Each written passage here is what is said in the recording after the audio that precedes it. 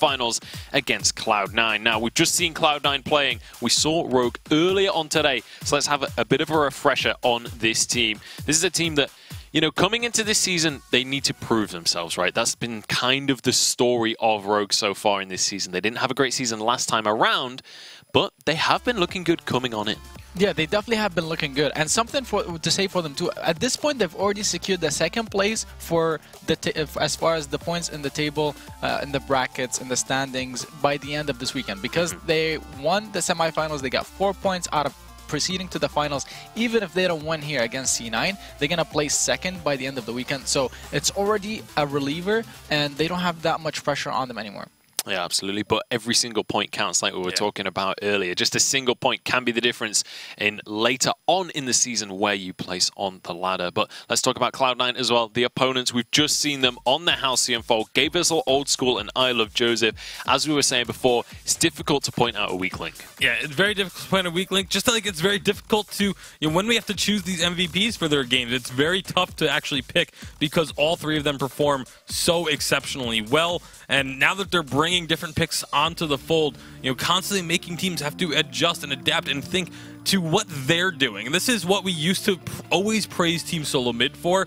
Now Cloud9 is another team that is bringing the same level of adaptation to the fold. Yeah, absolutely. And I mean, speaking of adaptation, I'm curious about how these drafts are going to play out across the course of this game. I mean, I don't want to keep on talking about Weapon Petal. I feel like I'm talking about it a lot, but it's such a bizarre pick that coming into this week was not really expected to the same level that we're seeing it. And now Rogue are going to have to adapt to that. They have to come into this one swinging. They will have to adapt to it, but at the same time, they were watching that matchup between Tribe and C9, and now they know how strong it is, and they know what to expect if they let it through so that they can counter it if they wanted to, or otherwise just take it off the table. Don't allow C9 to get on it. One pick I want to talk about is actually the Samuel. Even though you don't see it oftenly picked, or even if it's not successful usually, Joseph did an incredible job on Samuel that very last game against Tribe, and in my opinion, right now it's one of his strongest pick in this update. So I would like to see Rogue to pay some respect to that pick. All right, well, for this game specifically, Hammy is going to be our player to watch coming on in. He had an incredible performance earlier on today on that Jewel, and I want to see him step up. His most played hero is currently Jewel this season, which is a pretty hilarious stat in itself, but he has to go up against Old School. We've just been talking about how great Old School has been playing. Hammy is going to have his work cut out. Yeah, absolutely. I mean, I'm curious to see, maybe we'll get to see how this Jewel performs into the Petal. It's been used great against the Celeste.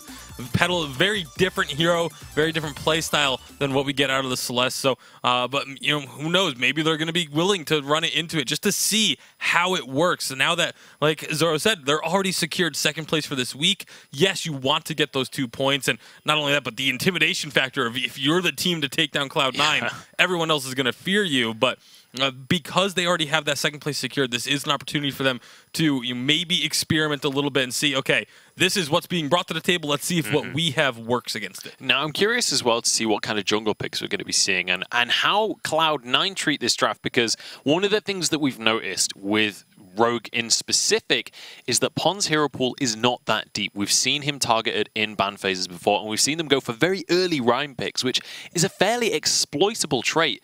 Cloud9 are very good at draft. This is surely going to be a focus. I mean, while it is an exploitable trade, what's so amazing about it is that if you have a player on your team who says, I'm confident enough, if you give me this hero and you take away this hero, I can play it against anything and I can dominate with it. That type of confidence coming from a teammate on your team just increases the morale of your team and makes your play in general better just off of such a small thing that can happen in the draft. So Rogue, I would like to see them play to their strengths. Let Pond the Original get something that he can play aggressive with, and play aggressive like you have been to win these early games and snowball the game. Now, I want to talk a little bit about Evol as well, because, he's going up against Gabe Vissel, who right now in North America feels like the grandfather of captains. But Evol has been playing amazing today. He had some excellent highlight plays on the Lance earlier on. Like, I fully expect him to be able to live up and really bring it out in this series. Yeah, and that's going to be really fun to watch. A lot of times when we get these, two really highly touted captains going head-to-head, the plays that can come out are just so intense between, you know, trying to find creative ways to land crowd control to, you know, being able to reflex block those creative ways to land crowd control. It's always really interesting and really fun to watch. Now, I want to talk a little bit about the jungle matchup. But now, we already mentioned Pond's hero pool. We already mentioned that he loves to play that rhyme. But Joseph specifically, we've known historically for playing very aggressive heroes himself, but often these melee aggressive heroes don't do so well into the rhyme, but he's been playing a lot of range stuff. He's been playing the Samuel that we've been talking about and other such mages. Is that going to be a focus for him just to go into these kind of matchups to try and lock down things like the Samuel? Because Samuel, to me, has felt like this sleeper pick that sneaks into the meta and then suddenly dominates. It's very possible, but at the same time, C9 is a confident team. They're not going to worry too much about what Rogue is going to be able to bring out. They're going to worry more about what they get. And if as long as it's something that they're comfortable with, they have played in the past, they're strong with, they're just going to go for it and they're going to play it out. All right, we'll see if they are going to be able to play that one out as we jump on towards the game. Now, one of the players is having a couple of issues with their router. They're going to be restarting that. We should be able to get this game underway for you guys. But this is definitely one of the matchups I'm going to be keeping my eyes on. And I want you guys at home to keep your eyes on it too. If you take a look at the most played heroes, they're all exactly the same.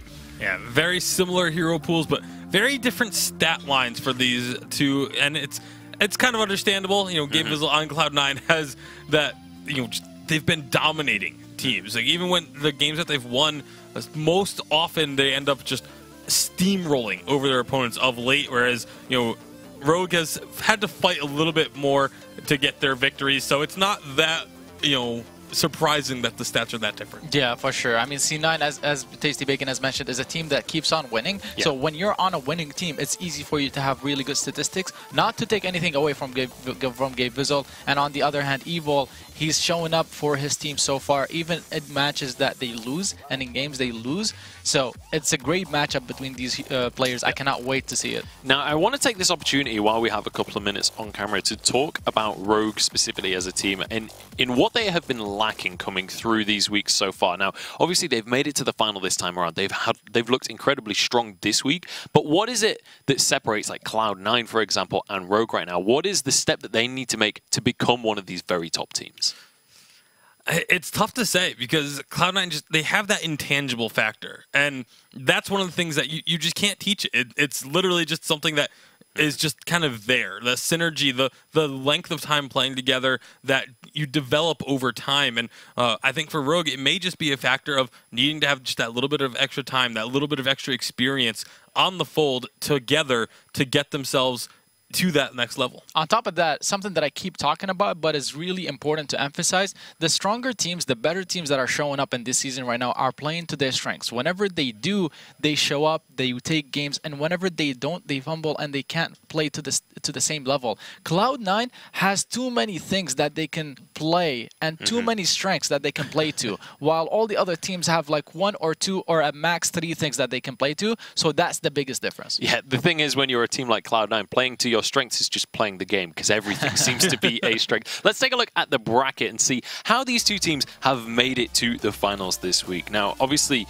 we've been following these two teams on their entire journey this week. We saw Rogue take out Tempo. We saw Cloud9 take out Gangstars. Both of them fairly one-sided games. But once we got to the semifinals, we've had some incredibly close series across the course of today. And this just kind of goes to show what we've been talking about all season long, the fact that North America is so hotly contested at the top, even though the standings may not end up showing it just because it's so early, and if you fall out early, you don't get those big 4-point bonus for going to the finals. But these teams can all take games off of each other. Like, this could have easily been a Tribe Nova finals that we were looking at instead of having them playing in the 3rd place game. So it's so close, and Rogue gonna just say, we don't want to find out if our comp is good against Petal. We're just going to get rid of it. Yeah, we don't need to adapt to Petal if we just take it off the table to start with. I love the adaptation from Rogue, and we'll see how Cloud9 are going to react.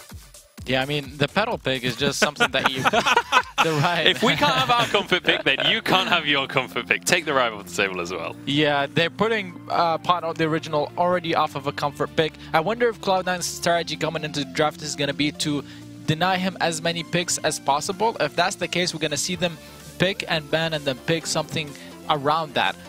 So the Cruel, for example, the Black Feather, the Celeste that we saw, it can all be targeted upon the original, and that would throw Rogue off of their comfort. One thing that Evo mentioned during his interview actually is that he said Hammy doesn't have too many comfort picks that he can play in an indirect way. So if a team was watching that interview and noticed that, they can switch their strategy to focusing on Hammy instead rather than Pawn the original. He hasn't played too many things. He's played Jewel, he's played Petal, he's played Celeste, not too many different things.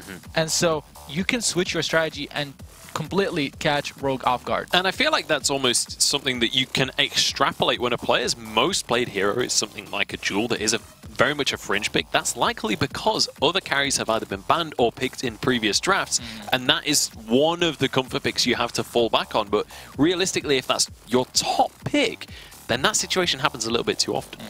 Yeah, and well, right now it's going to be actually Rogue banning away the Kroll. So that's another one of those picks that we expected to go on to Pawn, but they take that away. So this is Pawn and the rest of Rogue being very confident in the fact that they can still play more other than the Rhyme and the Kroll. Obviously, we did see him on the Celeste, and with a Vox already picked up, it's not likely that Cloud9 is going to go for a Celeste because I don't see I Love Joseph playing the Celeste in the jungle. I see the most played heroes, Ringo and Baron. I would love to see one of these two heroes being picked up here. I actually don't quite understand why teams are staying away from the Baron. I know he has a weak early game and it's hard to get him to his late game, but still, as before, his late game stage is still extremely strong. But teams are not trying to risk it just because the season is so important. Every match matters. Grace ends up being picked up by Cloud9, already have an extremely strong composition, well-rounded with the Vox and the Grace, and they can finalize it with any last pick they want. Yeah, honestly, I mean, you mentioned the Baron, and it kind of lends into the conversation we were having before about Hammy. We know that Hammy has played Baron in the past, especially in challenges back last season. I wouldn't be surprised if that was kind of one of those comfort picks that he could potentially fall back on if later in this series we see him focused out in the draft.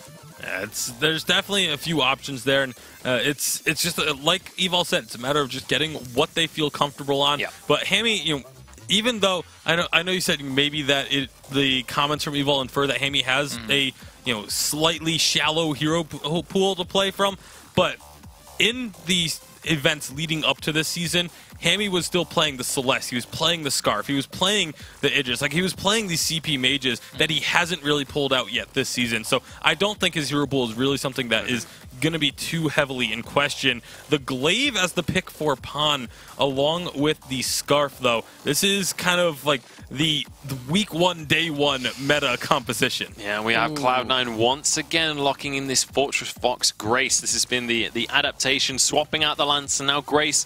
This seems to be the more popular version of this draft coming through, Zoro. Yeah, I mean, these are two very strong compositions going head-to-head. On the side of Rogue, they have the Scarf, Glaive, Catherine, a lot of CC, a lot of pick potential, a lot of gank potential, and very strong scaling and long-range advantage if they can use to get advantages and close out. On the side of C9, they have a lot of engage, a lot of burst with the Vox Fortress, and just straight up better team fighting if they are on top of you. So it's two extremely strong compositions going head-to-head. It's really going to be about the execution. Yeah, it definitely feels like Cloud9 need to be aggressive in this one, need to try and force the issue.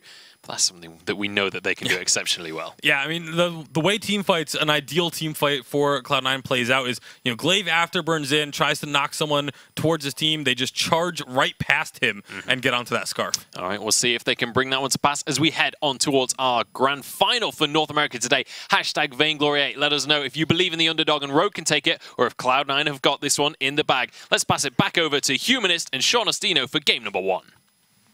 Well, that's right, ladies and gentlemen. We've got Rogue versus Cloud9 here in our Week 2 finals. This is sure to be a great series. And right off the bat, Sean, Cloud9 coming out with a very aggressive composition. Yeah, they have a very aggressive composition. That's exactly what I wanted to say. They have a lot of burst here. They have a lot of dive and healing on their side. It's going to be really good for them to be able to get here and maybe go early game, even into late game with this comp. Late game, I'm going to watch out for Hammy on the side of Rogue. He's going to be able to do a lot of damage once he gets his power spikes and gets that burning goop down, those dragon breaths onto C9. Yeah, but I mean, honestly, that is a skill shot that needs to be applied, and it can be kind of hard when the whole team of C9 are just running straight at you. There's a lot of work to do for Evo and Pawn this game. C9 currently down, looking to maybe secure an Elder Treant. They're kind of hanging out in the tri-brush. Both teams waiting for a mistake in positioning here that they can capitalize on, but none really happening so far. Yeah, they're waiting for that mistake. If Hammy does have the members of C9 dive into him, he can just throw down a goop, start to burn it right under his feet, or his tail in this case, and that could do some potential damage, especially if there's a lot of broken mid stacks up on that, and he has a lot of CP damage. They can put it right under his feet. He's got a little baby dragon feet right there. Oh yeah, he has little tiny feet. Okay. And but of course, yeah, that's something that he can play around. That takes a lot of confidence. And we'll see how it's going to play out here. A lot of teams tend to play more passive against C9. Now, Evil getting a stun off. Gabe Bizzle Benedictson goes for the Holy Nova. It's not going to connect, but just kind of like a zoning tool. Just a little bit of a zoning tool, a little bit of poke, a little bit of hello here.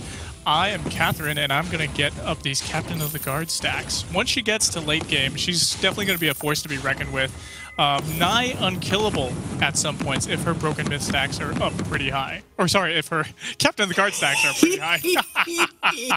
Misspoke there! Yeah, Kath's new passive, Free Broken Myth. I would be CP building that all day. Let's go, Evil! What's the play here? Gabe Bizzle moves forward. This is the Elder Treant. Maybe? Let's get C9 and just... You know, they're really just trying to bait Rogue in here. Now the flare is out. They've kind of split Rogue apart. Now Afterburn will go ahead and knock Old School back, but Hammy's dropping low. Hammy pops that healing flask and the chase is on. Old School goes down. Pawn the original gets the first blood. Pawn finding serious damage. Now Rogue on the chase. Gabe Bizzle on the back side as Joseph moves deeper into his jungle here. With that Rogue, they're going to be happy just to move back and take the Elder Treant themselves. Yeah, that Packmate's perk, it's not quite up yet, but it's going to be solid once they get there. They're going to be able to increase their dive potential for the side of C9 once they get that. But yeah, it's a lot of aggression coming out here. Still, the gold lead is a little bit in favor of Rogue right now. It's really very interesting so far. Yep, well, Rogue's been playing this pretty clean thus far. And another stun. We're going to look for the Afterburn. Old School knocked back. The Spitfire's there. Old School, is he going to burn down? Oh my goodness, he stays alive through that one. Just a sliver of health. Rogue really applying a lot of pressure here. Now, early on when we first loaded in, I did say, you know, C9 have an aggressive composition. You talked about exactly why that's the case, but they need a few minutes to come online. Yeah, they need a few minutes to come online. We need Grace to be able to invest some more points into her Benediction for that dive potential. She's actually, it looks like Gabe Bizzle's actually investing more points into that Holy Nova, so they'll be able to stun up some of the members of Rogue. Once a Divine Intervention is online, then we're going to see a lot more sustain coming out of C9 to help their dives. We actually see Old School working into, looks like a Poison Shiv there, so again, the sustain game is really important for him. And we have that Storm Guard banner coming online for I Love Joseph. There is that Poison Shift, just picked up by Old School. Nice. And Gabe putting more points into the Holy Nova. We'll see how it plays out. Of course, when you do overdrive that, you're immune to getting stunned and locked down. So maybe that's the reason he's going to go into that, just because, of course, you know, the Glaive, the Cath, they can just lock you down right when you jump right in the middle of the fight. Exactly, the Merciless Pursuit and the Afterburn punts, they're going to be really essential to be blocked up with those Holy Novas. And another Afterburn. Pawn. Pawn didn't really catch the angle that he wanted on that Afterburn there. Now, you see Rogue hanging around, still trading. Through the tooth, Old School Sonic Sims 4, you see Pawn taking pretty good damage here, but Pawn's the one that has the tension bow, and he has that burst damage right now. Yeah, he does, and he's got the burst damage, so he's going to be able to come in and just, whoa! Oh, nice Holy Nova right in the choke point there. Evil pretty much holding his own. He still has a healing flask and a fountain, so he may be just kind of baiting some aggression out of C9 here. Another Afterburn. They're going to go ahead and knock back Joseph. Do they have the damage to follow? No, the fountain comes out of Gabe Bizzle. The fight is on now. They're going to chase that, forces the fountain out of Rogue. They able to heal themselves up here. C9 not really playing with any fear. No, not playing with any fear. Man, this these Afterburns coming out upon the original are really, really playing an effective role in this game so far, and so are those stuns from the Merciless Pursuits. Gabe Bizzle. Oh! Such predictions as the Afterburn comes in from Pawn, the original. And so, you know, you don't get all the afterburns that you desire, but if he keeps going, I'm sure he's going to find another one soon enough. We have for Hammy, he's got that Eve of Harvest online that's going to allow for some better sustain and regen for him up in the lane. Good power spike for him. I Love Joseph. He's got that Storm Crown. It's going to be able to help him with that jungle clear down there and farm up those minions a little bit better. Some true damage too for him. And it looks like Old School has himself Heavy Steel. Perhaps going to be working towards another, maybe even a Sora Blade, or it could be working towards Breaking Point. Yeah, I guess he could go either way there. It'd be nice to see Sora Blade, but honestly, he could go whichever direction he wants. Whatever the case is, though, you know, Cloud9 is not totally online yet. Well, this is an aggressive composition. It's kind of an early mid-game aggressive composition. Joseph has his ult ready to go. Old School as well. Gavizzle has the Divine Intervention, but you look on the flip side, and Evil's got that big Blast Trimmer ready to go. So if he can catch them by surprise, it could be a really good fight. Yeah, that could be a really good fight. And if he can, maybe later game, he's going to be able to sell off his healing flask. He just used it up, so he may be waiting to be able to use it again in the next team fight. But if he can get an Echo online, that Blast Tremor double is going to be really effective. Double Blast Trimmer is a pretty juicy thing to have in a fight here. And you have to think about, you know, how are you going to be blocking that ability up? Gavizzle maybe building into that Crucible.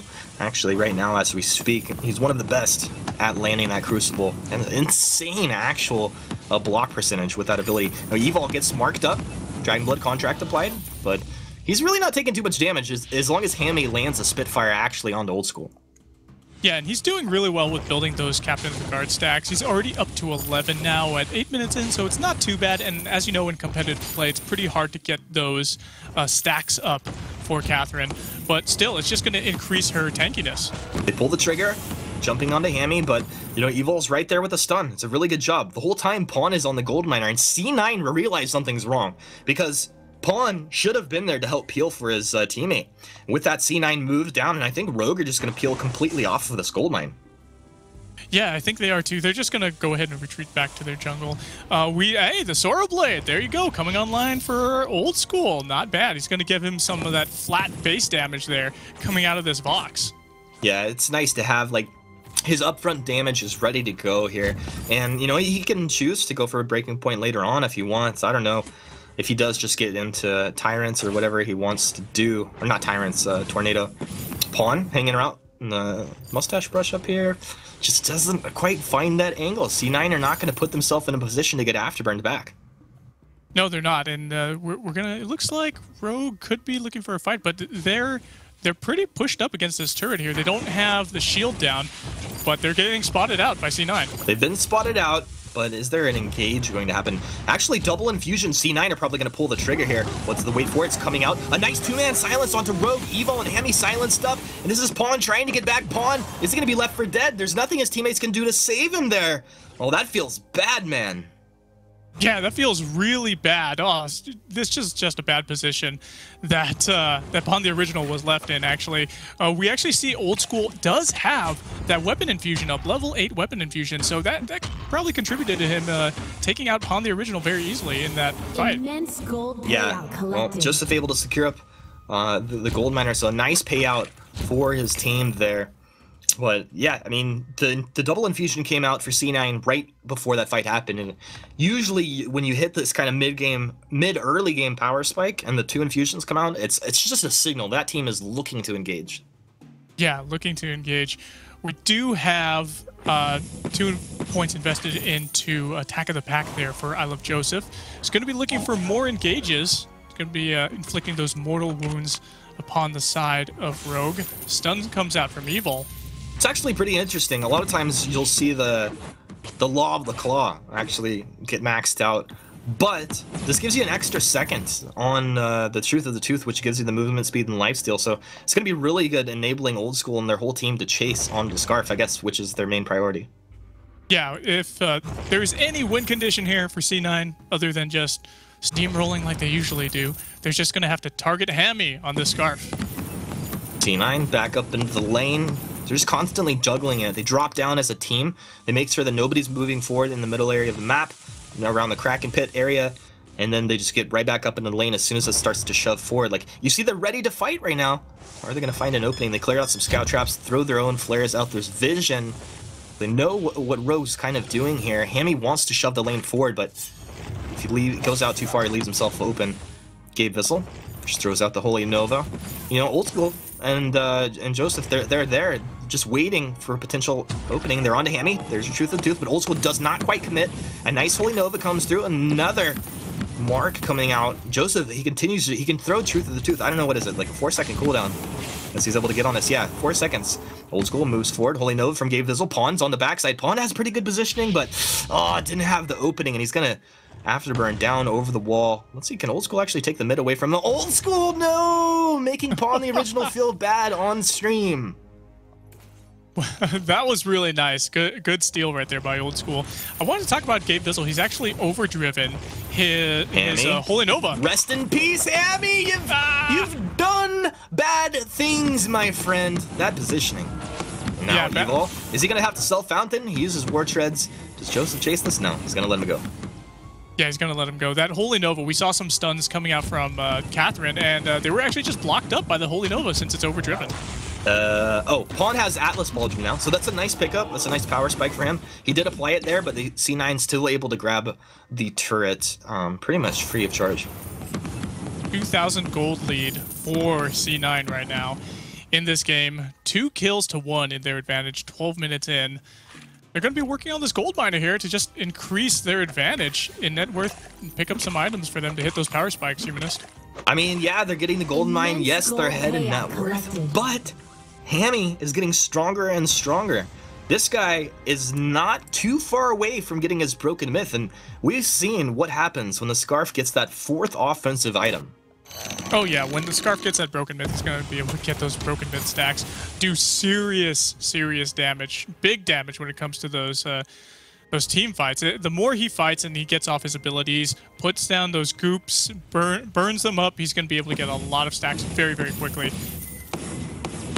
And it's also a nice, you know, when the wolves are chasing at you, you can throw just a Spitfire right through, catching damage onto the wolves, onto a hero behind them as well. C9 see an opening, they're going to move down to the Crystal Sentry. This thing is going to get just deleted. They have really nice objective taking damage. Of course, 2 lives remaining on that Crystal Sentry. It's kind of surprising, 13.5 minutes in. Usually C9 have taken that a couple times by now. Yeah, it's actually pretty good objective control still, because they did take out 1 turret. Rotating down, they knew that Rogue was playing a little bit passive, and it looks like they are playing pretty passive right now. Just rotating into their jungle, taking out that Crystal Sentry as an objective is a pretty good move for C9 right now. Yeah, so C9 always making sure to grab an objective off the map when they're taking a kill. This is why they're super efficient, and honestly why they're back-to-back champions. Gabe Vissel holding down the brush here for his team, making sure that they're not caught by surprise. Pawn wants to move in, but it's Gabe walking forward. The team is completely split apart. This is such a bold move coming out here. Joseph is going to mark Pawn. Benediction forward. Pawn, the original, is going to get lit up here. I think Pawn's absolutely dead. Yes, he has Blast Tremor comes out.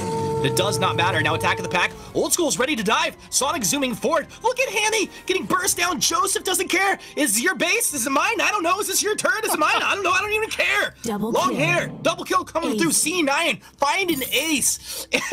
Deep in the base of Rogue. This isn't like 1 turret dive. 2 turrets. You're completely in your opponent's base. It's not a matter of disrespect. This is just a matter of just flexing. Yeah, just flexing, Humanist. This turret's going to be going down with those ace buff minions, and C9's just going to do what they do best. They're just going to take an objective, rotate back down into the base of Rogue, or the jungle of Rogue, and continue to take the objectives away. It's really smart plays. Yeah, we got a replay coming through here, Sean.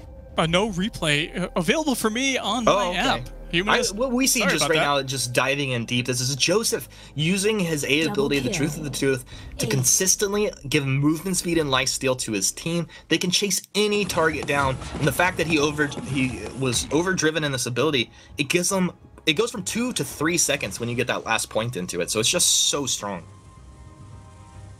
This Kraken down to half health now. It's going to be captured by C9 pretty soon, Humanist, and they're going to have the Kraken on the leash soon to march into the base of Rogue. And this is so nice. You can just use Attack of the Pack to kind of zone out your opponent. Gives you vision on exactly where they're at. And of course, makes them think twice about moving into kind of contesting. So C9, a serious advantage now. Things are looking scary for Rogue. Yeah, things are looking pretty scary. We have 1 to 5 here for the side of C9, doing some serious work. Oh man, they're ready for a fight now. They've got most of their items online. Dragonblood Contract, Fountain, Crucible. They're going to be able to take this choke point turret, no problem. Hammy has the Broken Myth. Nice block of the Blaster coming out. Evil was able to echo that, so he's going to look for a second one here. Maybe if they actually dive. Gabe, maybe looking for an opening. Merciless Pursuit. You got to get right back. This is all coming down to what can Evil do for his team. Benediction and Gabe Vizzle doing his best. He's going to be looking for a really good Holy Nova as well. I'm sure Hammy would love to have an infusion at this point. He's got Broken Myth stacks. They have the Afterburn and Attack of the Packs coming out. C9 have turned it around. Gabe Vizzle gets out the Fountain, Self-Divine Intervention, but he will go down. Dragon's Breath. Hammy is ramped up. 9 Broken Myth stacks. He's trying to burn Old School down. Does he have enough damage here? Old School will trade it out with them when he gets that Sonic Tomb off. Oh, that's so good. And now this is Evil left to defend his base, and looks like Evil's thinking, I'm probably not going to be able to do this, team. He's going to let Joseph and the Kraken take it. It's Cloud9 take game 1. Oh yes, Cloud9 taking game 1 in very good fashion. Clean game here with the Kraken on the leash to finish off this Vein Crystal. Just continuous. Oh, and Joseph just letting the Kraken do the work right there. Oh, Joseph, that's efficiency right there, you know? Why work if you don't have to? Really nice game coming out of C9. A really nice game coming out of C9. Of course, we would expect no less out of this monster super team right now. But to break this game 1 down, we're going to throw it to Munchables and our analysts. All right, very quick game coming out from Cloud9 there. They managed to take out Rogue in fairly one-handed fashion, or one-handed fashion? That's not a phrase, but it is going to be a victory. I'm pretty sure they were using Cloud9. 2 hands to play. Yeah, like, I hope they were. I hope they were. But I mean, we saw that Gabe Vizzle still having a Dragonblood contract at the end of the game. That's how quick they managed to roll that one out. Yeah, and double Dragonborn contract to start the game off, showing that they wanted to be extremely aggressive right off the bat and performing to that expectation. Well, and while that didn't actually do too much work, the early game ended up being fairly passive. What it did is it scared Rogue off of from playing aggressive. I feel like Pawn could have done so much more during the early game and the mid game with that glaive pick, especially since, because like you point out, usually Tasty Bacon, Fortress built Stormcrown before Aftershock, so Aftershock wasn't completed until 10 minutes in the game. So glaive had such a stronger early game phase that he could have abused had they played more aggressive and put on more pressure to get a lead. Yeah, absolutely. And Cloud9 are more than happy to capitalize on that kind of passive play coming out from their opponents. Let's take a look at this 14-minute fight. This was a huge fight for Cloud9. Yeah, and Cloud9 at this point, the Aftershock is obviously already online. You can see the amount of damage it's able to do, especially once they get through. Gabe Vizzle, of course, just unbelievable with his reflex blocks, but look how much Scarf just loses 3/4 of his health from one ability because of the Aftershock proc from I Love Joseph, and they're underneath 2 turrets. They're in the enemy base at that point without a care in the world. Yeah, they don't have much restraint when it comes to running this composition. They know how to abuse its power spikes, and they know how to push these games home. And let's take a look at the final fight of that game as Cloud9 just start to push in with the Kraken. I mean, at this point, C9 is so far ahead as well.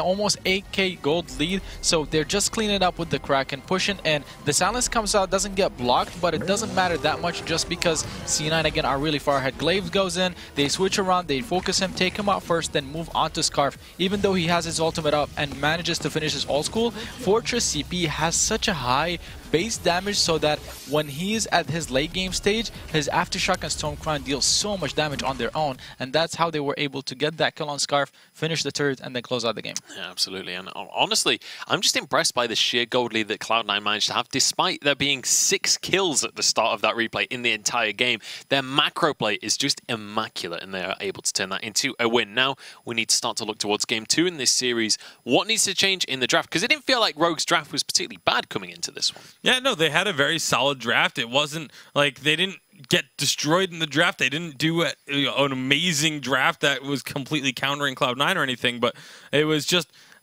the drafts were just kind of even, and this composition is just something that Cloud9 has been running to tremendous effect, and they were able to just continue that. The drafts were even. I would even give it slightly in the Rogue's advantage. The thing is, their gameplay was so afraid. You can see, I mean, we mentioned that C9 is a very intimidating team, and when teams go up against them, they just feel the pressure. There was a gold mine that was given up over to C9 at 9 minutes for completely free. Rogue didn't gain anything back for it. They just let them have it. So it's that type of play that Rogue can continue. They can have the same draft. They can keep up the draft strategies that they're coming in. They just got to play more confident, apply more pressure, and play to your win conditions. Yeah, it definitely feels like one of those situations where it's like you just need to turn off nameplates in game and just play it as if it is any other team. Just go in and play your game. Forget about who your opponents are. Petal is going to be taken off the board once again, but Cloud9 more than happy to lock in that Vox and set up for this same composition that we've seen out of them. And the Vox pick is so strong for Cloud9 because it is just such a massive comfort pick for old school. And they can run so many different things around it. Like, they don't have to do the Fortress with this pick. They can go any direction, but it does mean Rogue is going to get their first pick Rhyme. So, massive comfort picks on both sides of the fold.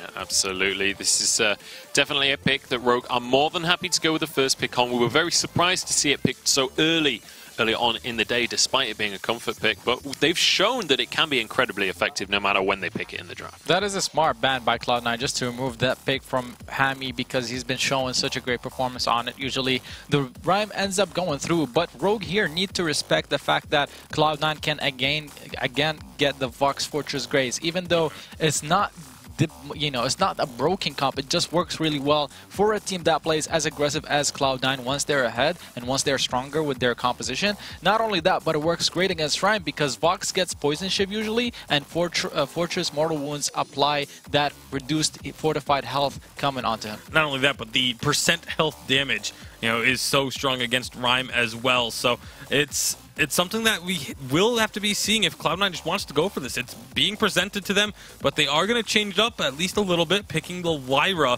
for themselves. Lyra, I think, is really good against Rhyme because you kind of match his long, drawn-out fights by being able to stay alive a little bit longer yourself with the sigils.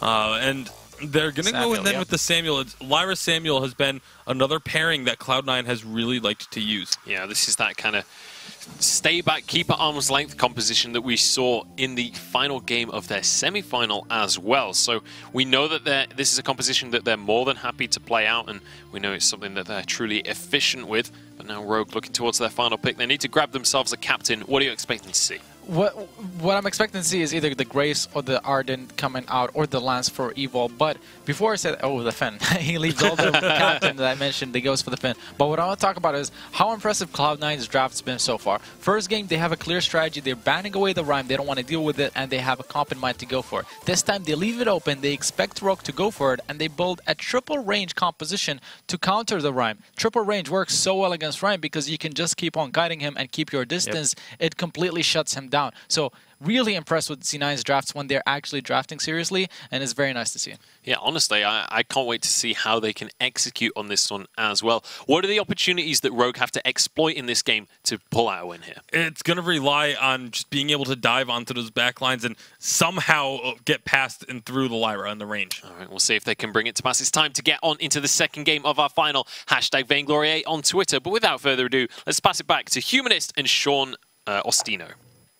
Well, that's right. We're here with Sean Ostino, ready for Cloud9 versus Rogue. Game 2 of these finals. Cloud9 look immaculate in their performance so far. But Sean, can Rogue upset this super team? Well, Humanist, I feel like they could. They've got to play it really carefully here, especially with Hammy being on this Kestrel. If Kestrel can just get down to the carries of C9, blow them up, get some really strong damage with her weapon power. There's a little bit of troll from Evil here. I'm getting around. dizzy, Evil. He's showing us his mechanics. Game Bizzle too. They're dancing. They feel like dancing. I feel like dancing. We got a Bakudo Fen skin out here. Ladies and gentlemen, now Pawn starts to dish out some damage. Winter Spire is coming out. Who's going to get this Elder Tree? And looks like it went the way of Joseph. Yes, Joseph with that Drifting Dark coming through there. Malice and Verdict's overpowered. So much damage coming out. So much damage coming out, indeed. And later on in the game, too, we're going to see a lot of potential damage coming out of Old School and I Love Joseph. I'd like to see Old School pick up a Breaking Point.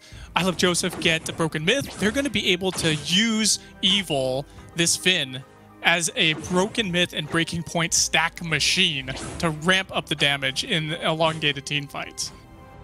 That's not fair. That's not fun for Evil. But what's Evil going to do about that? Oh man, he's just gonna have to.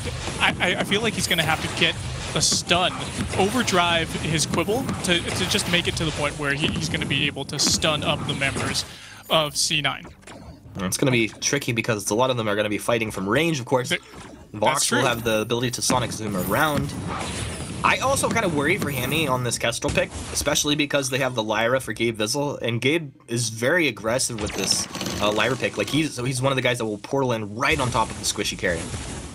Yeah, he could definitely do that. One thing that Evil could do too is he's of course going to have that Forced Accord available to him. If he can echo that, that's going to be pretty good. C9 grab the Elder Dreams again, man. Okay, they're getting the gold, the experience, the regen as well. This just allows them to snowball the early game so well. Yeah, it does. And they're already 1,000 gold ahead. 2.5 minutes into the game so far. C9 could be playing a clean game here, just like last game. Well, C9 always play a clean game. It's just a matter of what can Rogue do. Rogue can beat C9, okay? The thing is, can they do it every game? No, they can't. So they just have to put together a really good performance, hope that C9 make a couple of mistakes. But the opportunity is here for Rogue to find a win. It is an opportunity, and I feel like this is kind of a protect the carry composition. Joseph, they checks the brush. Pawn's gonna find him. Winter Spire plus the chill wins. Joseph forced to use his boots. It's a 150-second cooldown. And Pawn still has his ready to go, but look at the healing. Gabe Vizzle just gives him the Imperial Sigil. He's healed right back up. This is going to be a little contest over the Treant here, especially this is going to be the last one before the shop spawns. Hammy's dropped down, raining Glimmer Shots down as Old School takes a whole bunch of damage. Drifting Dark is timed out. Now Pawn moves forward with his own boots. Chill wins down onto Joseph. Big Winter Spire damage. And Rogue able to grab this last Elder Treant. A really nice, whole team effort to make sure that happened. Now, are they going to move forward and look to actually go for somebody else here? Gabe Vizzle, I think, kind of playing games, but Rogue's not going to be fooled. They move up, they take the back healing camp and the backs away from C9. Rogue, very smart decisions. Very smart decisions here, indeed. Oh, and there goes that mid-treant over to on the original there. They're not going to let up, Humanist. And Evil booting forward, Hammy using the active camo to give himself a little move speed to get up in the lane even a little bit quicker here. You know what, Gabe was obviously playing games with them, trying to bait them back. It didn't work. He moves across the map, so he's going to take their mid away, but Rogue are just staying as 3 and applying pressure. They're probably wondering, like, where Gabe's at this point. Yeah, they're probably wondering, Humanist, and he's down there. He actually picked himself up that Crucible. That's that option that we see here for Lyra. She could either go to Fountain Renewal or the Crucible route. Picks that up. That's going to allow for the blocks from those Forced Accords coming out of Evil once he hits that level 6 power spike. He's still got a way to get there. He's only at level 3 right now. So we're going to see how that unfolds when we get there. How does that change maybe the way that Evil's going to look to approach these fights? Like having this Crucible just immediately and off the bat. Well, that's why he's going to have to really have Gabe Vizzle burn that Crucible in some way. If somebody can burn a reflex block, then it's going to make Evil that much easier for him to be able to throw out those Forced Accords. Or he could grab an Echo for himself later in the game. He could. Maybe Pawn throws a Valkyrie that can, trigger out a Crucible potentially from Gabe Vizzle, but then you're going to look for really nice timing, make sure that everybody has proper positioning. It just feels like it's really hard to execute currently on what Rogue have drafted up. Yeah, it's a very specific win condition, I feel, here for Rogue. Like, they've got to protect Hammy, because he's the main damage dealer here, this weapon-powered Kestrel. And then they've got to be able to throw out those... We've got to be able to burn Crucibles and Reflex blocks. We already have a Reflex block also on Old School as well, along with that Crucible for Gabe Vizzle. Yeah, C9, like, there's many teams at the top level where still you'll see a Force to Cord thrown out, Crucible is burned from the captain, and then Carry uses his reflex as well. C9 is one of those teams where they have complete faith in their captain to block it, so they still hold their own reflex, and they can block off Atlas Pauldrons, anything else that actually comes through in a fight. So super efficiency out of a team like C9. Yeah, it looks like they're going in here. Going in a little poke. It's not poke. too big of a deal, and especially Evil's there with Light Company, making sure his team is trading the damage efficiently. The healing comes right out of Gabe Vizzle. Now, this makes them group up. Light Company pulls him back, pawns in, he gets the chill wins. Joseph getting lit up, Glimmer shots come through. Hammy actually finds a kill on its first blood, 6.5 minutes in here. Old School looking to trade out some damage, but you gotta respect the Kestrel. You gotta respect the Kestrel. You also gotta respect the polite company coming out of Evil there. He's a force to be reckoned with, this unstoppable Finn. Bringing the enemies closer to him, giving that fortified health and shielding to his allies. It's pretty good for Rogue in that team fight. Yeah, it's pretty good. In that fight, pretty good in most fights. Shatterglass being completed for Pawn. We saw this rhyme being played before quite a few times, and it was Shatterglass into Eve. Yeah, if you actually look towards the middle of the map, we do see that that gold miner is filled up. So if C9 wants to just go ahead and rotate down, they could probably force a fight here out of Rogue. One shot comes down. A nice prediction on where to throw that one shot from Hammy. It doesn't connect. It kind of threads the needle there right between C9, but they realize exactly where C9 are now. Looks like Rogue's shoving the lane. They're going to get good damage down onto the turret and have C9 mispositioned, or are they baiting Rogue forward? What's the play? Drifting Dark. They walk into the Winter Spire. Light Company comes out of Evil, keeping his team in nice, healthy fighting shape. You can see C9 realize that they've pushed Rogue back, so they drop down into the jungle. Yes, they did. We do see a Tyrant's Monocle online for Hammy. Looks like he's working towards a Sorrow Blade too. That's going to give him that really good flat base damage on this Kestrel, and her damage does scale with those on those Glimmer shots. So, ooh, big damage though coming out of those Mouse and Verdicts. Big damage. This turret's most likely going to go down. Are they going to hang out? Look at this. Who's going to focus the turret down? Who's going to be? Of course, it's Joseph making the plays. Pawn wants to get up there, but he's just a little too late to get into the lane and actually get any work done. So, feels bad, man, for Pawn. Yeah, feels really bad. So, C9 looking to maybe take the front spot. They actually got taken away already. They're just going to rotate back to their own jungle. We do see that Poison Shiv online for Old School. It's giving him some sustain there during these team fights. And while he's farming, we see the Frostburn there for I Love Joseph. That's allowing him to slow up the already slow side of Rogue with their Rhyme and the Finn.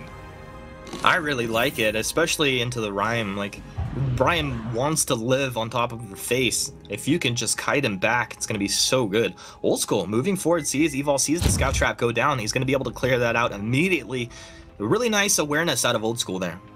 Yeah, nice awareness. It looks like, yeah, I'm looking over at I Love Joseph now, and he's actually working towards Broken Myth there. And he's got some energy regen too. I'm going to be really sad. Oh, no! Evil! The Force to Cord. Literally what I was about to say. Old School throws the wait for it. Switches over to Hammy. Hammy kites back.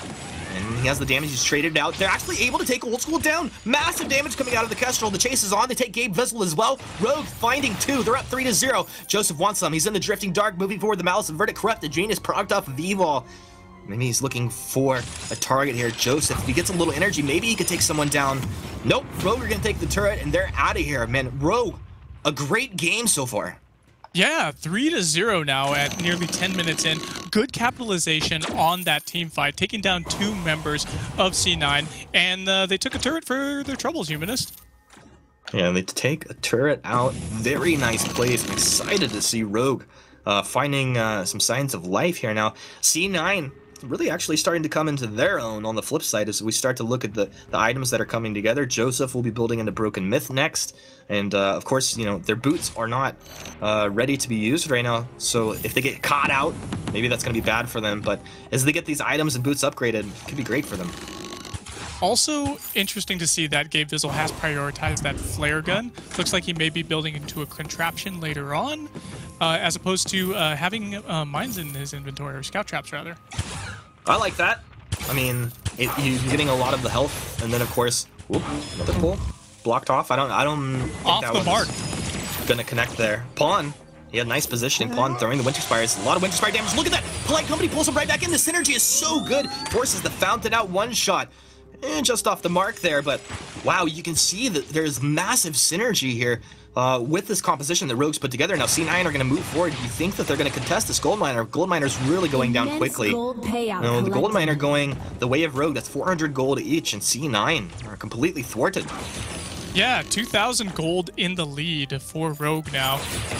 Evil pulling them in with that Polite Company, and then the synergy coming out of that and the Winter Spire's chill wins. It's a very interesting combo that we're seeing here out of Rogue, and then Hammy just raining down the Glimmer shots and one shot, one kills.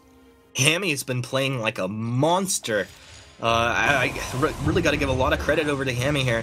But you know what's crazy to me is watching the damage coming out from the Winter Spires in that last fight. It felt like Pawn the Original already had a broken myth and it was stacked up because those Winter Spires were cutting through C9. They were. There was a lot of big CP damage that we were seeing coming out onto C9. And we're 12 minutes in here, Humanist. The broken myth is available on I Love Joseph. He's going to have to do a lot of work on this Samuel. Well, if anybody could do it, it would be Joseph. I mean, he's in a great place. Old School still has weapon infusion here. Just a little bit left over, but if they get into a fight, he will have that ready to help him out. Forced Accord comes out, blocked off again. At this point, I would expect like any Forced Accord that they have any vision of at all to be blocked off. Oh yeah, I agree, and we know that Gabe Vizzle is the master of blocking when he has that Crucible up. He's got Contraption now, and he's putting it to very good use. We see a lot of Scout Mines all over the jungle. Mustache Bush, their jungle, they have pretty good vision control right now. Not that much vision for Rogue all over the map. So if C9's going to be able to take advantage of this game, now's the time to do it with the vision down. Yeah, there's kind of this window of opportunity when you pick up the Contraption too. If you have kind of got a footing in vision, it allows you to really just take a massive advantage. So I think Gabe's going to look to try and get vision down forward wherever he can across the map now. But it's Evil. He's going to have to play that catch-up game at this point, which is really not too fun to play. He's going to have to, and he is putting down some vision. He's got flares coming out. He's got Scout Traps in his inventory. We also see Crystal Infusion picked up by Pawn the Original, so it looks like he may be wanting to fight along with his team pretty soon. Yep. I think Rogue have just signaled with these infusions being popped off, like they're ready to go, but Cloud9 are prepared for them. They have their own infusions. They're going to start up the Gold Miner. Is this bait? What's the play here? Rogue, they're waiting for Hammy to get up here. Hammy has 3 offensive weapon items completed now, working into his 4th. And it's just going to get stronger and stronger. Old School needs 1 Glimmer shot off the bat. Oh, a nice quibble to start things off. Where treads come out. They all block off the pull. The silence comes through as well. Really nice plays out of both teams here, but neither side able to find a really clean engage. Yeah, they're not willing to commit. Once we have Evil get that Echo, he's going to be able to do double Forced Accords. And if he lands a second one, it's going to be a world of hurt for C9. World of hurt for C9 and all C9 fans worldwide. Pawn moves in.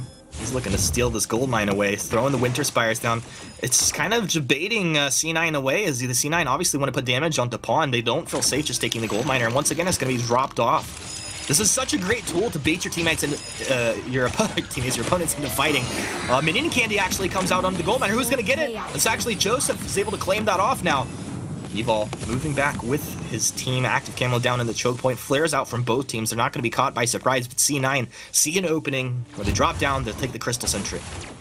You cannot give C9 any kind of advantage. They take the advantage with the gold mine. Now they just rotate through the jungle, cleaned up that objective. Walk into a quibble? Uh-oh. Oh, one block came out there. Now the chase is on. Gabe Vizzle taking a whole bunch of damage. Will they be able to kill him? Yes, they will. Now they're looking for more. Joseph's dropping low as well as Old School. 392 damage on that Glimmer shot coming out of Hammy. 1 shot, 1 kill, 642 damage. Precision point accuracy coming out of Hammy there. Forced Accord was available for E-Fall as well. I'm surprised they didn't use it to pull one of the members in, like to maybe pull I Love Joseph in. But for killing 2 members of C9, now we're having a Kraken go over to Rogue, and they're at 0-5 right now in favor of Rogue. And the gold is evened up, but the Kraken is on the leash. The thing is, though, when teams are playing against Cloud9, they're so good that as we're watching this, like, even if a team appears to have control, and has a net worth lead, which they really don't have a major net worth lead, it still feels like Cloud9 will come back into the game. Let's see how this plays out. Can Rogue take advantage? Oh, a nice block on this force scored coming out of a nice angle, actually, from Evil. Evol's going to move forward. He may be building into that echo that you mentioned as well earlier, Sean. This turret's getting chunked down. Hammy has massive damage coming out onto this objective. Pawn's going to move around the bottom side of the wall here, throwing Winter Spires out.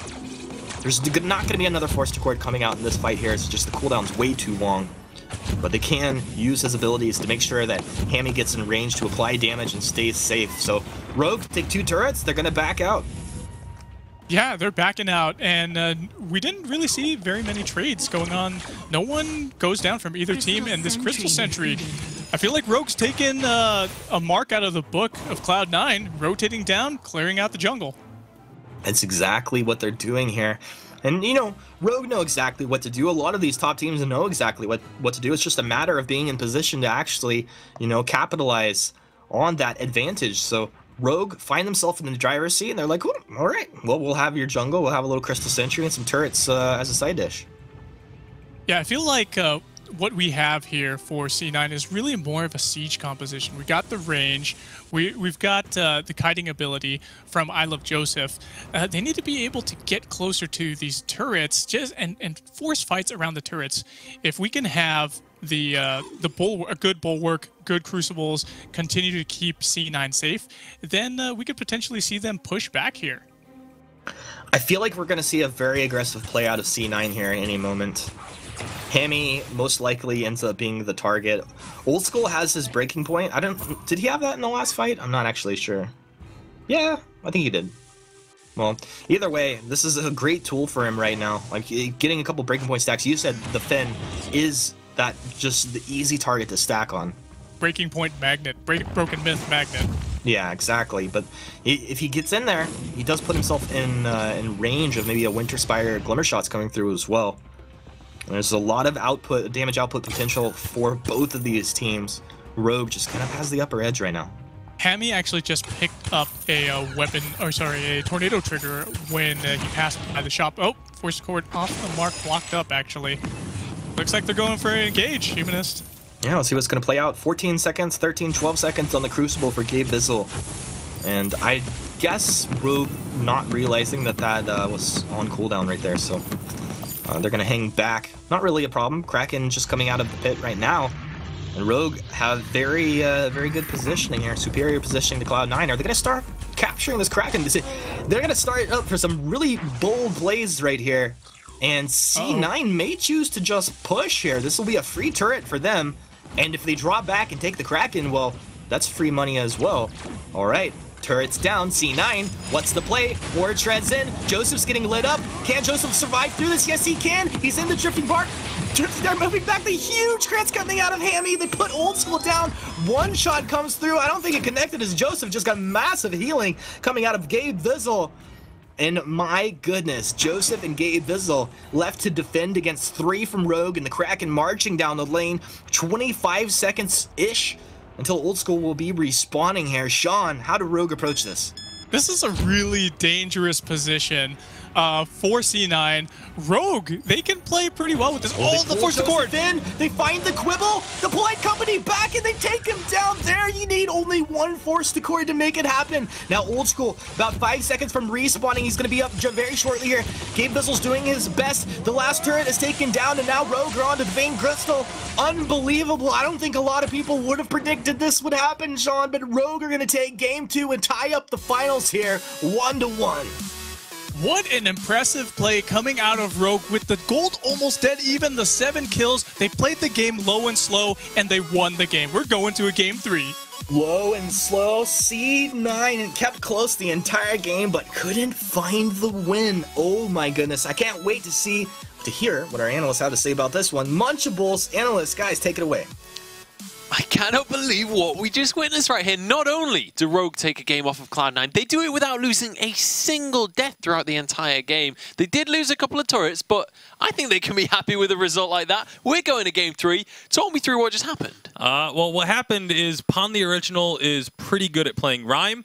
That's basically what happened this game. The early aggression from Rogue, they were able to be much more in the enemy jungle, trying to make plays happen. They didn't get a whole lot from it early on, but what they did do was prevent Cloud9 from being able to play the aggressive way that they wanted to. Exactly. It was a huge switch of gears for Rogue to play a lot more confident, a lot more aggressive this game and this time around. Like you said, C9's composition needed to get ahead by sieging and trying to get a turret or a few kills with the Vox and the Samuel and the Lyra. It's a poke sustained siege composition, but because of the aggressive play coming from Pond the Original and the entire team from Rogue playing into the jungle, they completely removed that option from even existing for C9. All right, now our first replay for this game was around 9 minutes into the game, and this is where Rogue managed to get themselves their first double kill of the game and started things off strong. Yeah, and it looked like it was going to actually be a bad fight for them. They have Evol getting so incredibly low, but then Hammy just goes off along with Pond, and they get so much damage down. The crits coming through from the Kestrel, having the Tyrant's Monocle completed, were just almost... It was almost like Cloud9 kind of forgot that the Kestrel was going to be able to dish out that much damage if they continued to poke and chase without picking up the kill first. Yeah, and then they managed to grab that turret off the back of it as well, which really opens up the map for you and your team, and it meant that they were able to be a little bit more aggressive and start to control that middle area of the map. And honestly, beyond that point, it felt very difficult for Cloud9 to actually start to contest that middle area of the map again. It did feel very difficult, and that's because of the composition that Rogue actually had against C9s. They had the Finn, who we said earlier is an extremely tanky frontline that can't body block Samuel's damage and so nullify any of his damage to even go past Finn and get to Kestrel. So the tanky frontline with the Kestrel damage from the backline as a carry, because C9 didn't have any tanky heroes themselves, the crits were doing such an immense amount of damage whoever they were hitting, even if it was Lyra. So the fact that C9 didn't get any advantages allowed Rogue's composition to scale to the point they were able to play. Absolutely. Now, a very opportune fight came across for Rogue as they managed to get an ace just before the Kraken actually spawned onto the map, and this set them up for a huge success. Yeah, and this time C9 are trying to take the Crystal Miner. It's a good objective to remove off the map, but not if you're going to be caught out. And it's a good flank from Rogue, really good positioning. The Quibble and Tupolite company comes out. They focus Gabe Vizzle, and that's what we talk about. Even Lyra is extremely squishy, so they could just focus Gabe Vizzle, take him out first, and then they one-shot, one-kill manages to finish off Vox, and they turn on the Kraken, they get the Kraken, and they push on. Yeah, and that sets them up for a huge swing, and then beyond that, using that Kraken, they push on in and manage to take the game. And honestly, I'm just incredibly impressed by how well Rogue were able to execute this one. We've been saying that this is a team that wants to prove themselves, that wants to come in swinging. A game win over Cloud9 is definitely a way to prove yourself right now. Yeah, and I think the most impressive thing about this composition from Rogue is this is almost like an advanced form of a protect the carry comp, because you have so much zone denial. Both the Rhyme and the Finn, even if you aren't doing a ton of damage, which Pond was, you still have so much area denial. Like, you just cannot go into certain areas of a team fight when they have those two heroes, or you are going to get obliterated, and that allows them to then... Hammy just stays behind that zone, and Cloud9 can't cross that threshold to try and get enough damage onto Hammy to secure the kills. I want to touch on the Echo that came out of Evil to have it on the Finn. What it actually did, it is forced C9 to start engaging in the team fights so that they don't get pulled exactly like how Samuel just got pulled there into a Kubel to get stunned and chained and killed. So when C9 started engaging, that puts them in range for Kestrel to deal that amount of damage that she can with her crit build. The double tornado trigger, 1 TM, that's a 100% crit chance. Every single time she's going to hit you, she's going to be critting. The other thing is that Echo. Usually when you see an Echo on a Finn, you think it's going to be for the Forced Accord. He was using it for polite companies. The fortified health in the middle of the fights, because it converts a portion of their health to fortified health.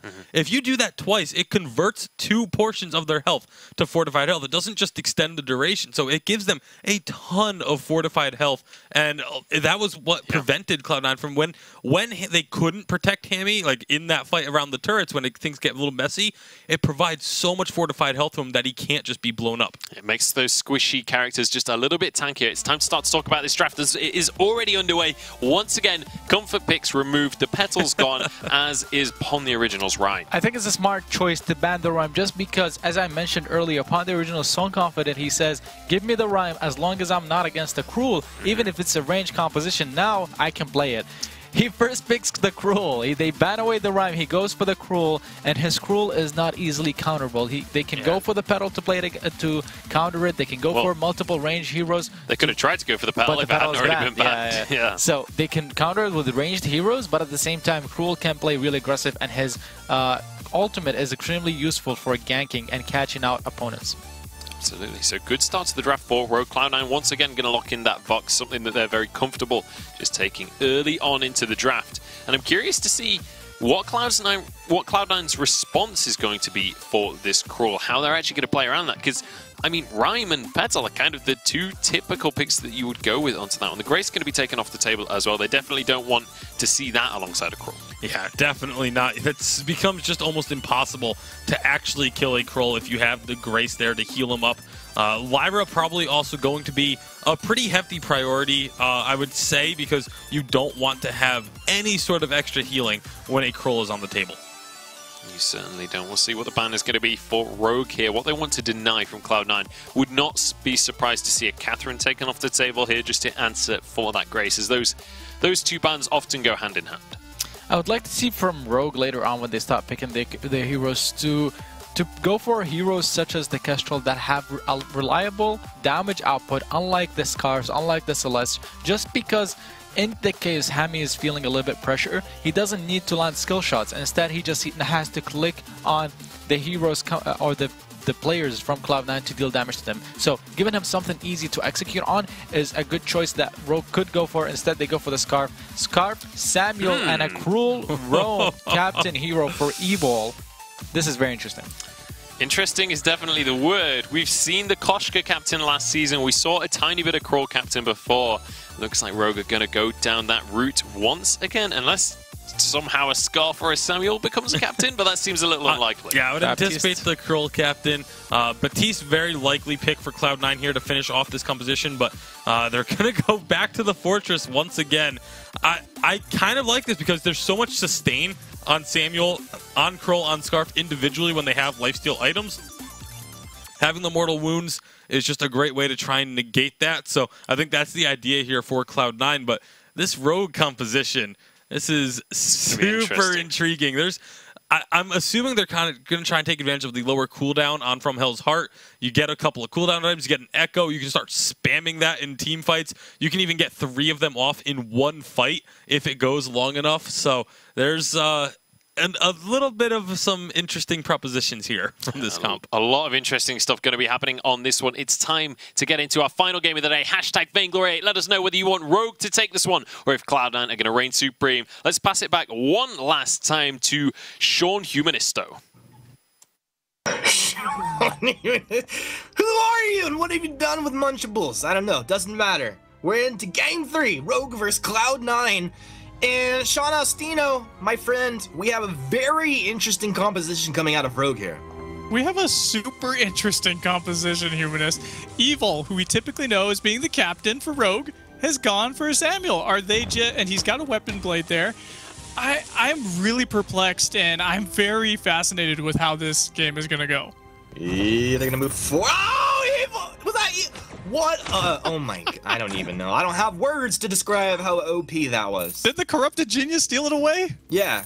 Oh my God. Plus, of course, the weapon blade that he had calculated the reason he purchased it, so he would get the Eldritch Trio.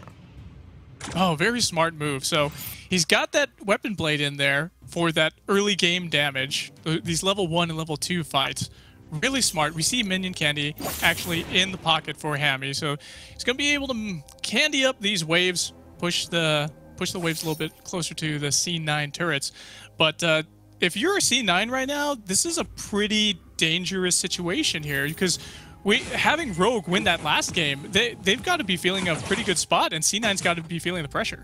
Oh, they got to be feeling really good right now, and I'm just curious, like, how is this Samuel going to work out? One thing, you know, Bacon was talking about is if this was a Captain Krull, you'd see maybe an Echo, multiple From Hell's Hearts coming out.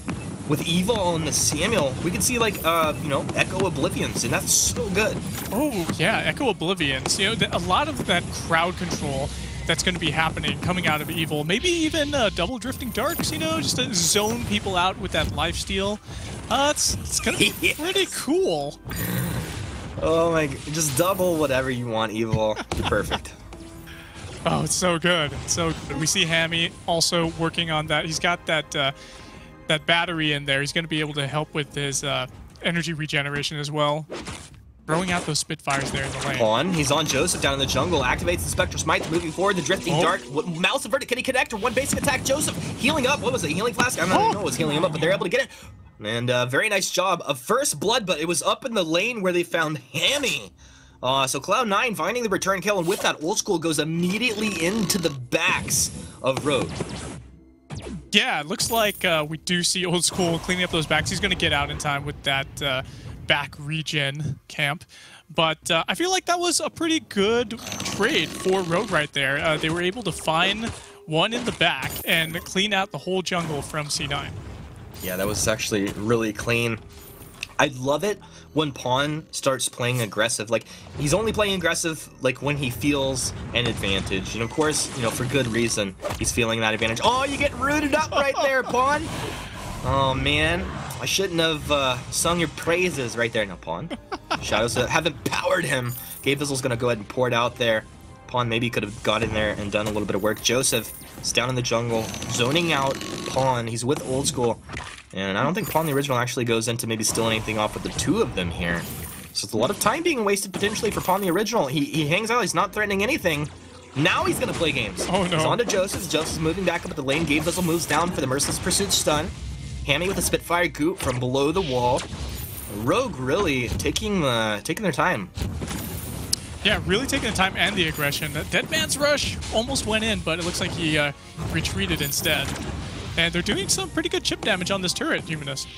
Rogue, man, I mean, they've been almost at the top for a long time, and just maybe consistency has been an issue, not stringing together a lot of wins week to week to week, but this team looks really good right now. I mean, the fight they're putting up against C9, we don't see many teams able to trade blows like this.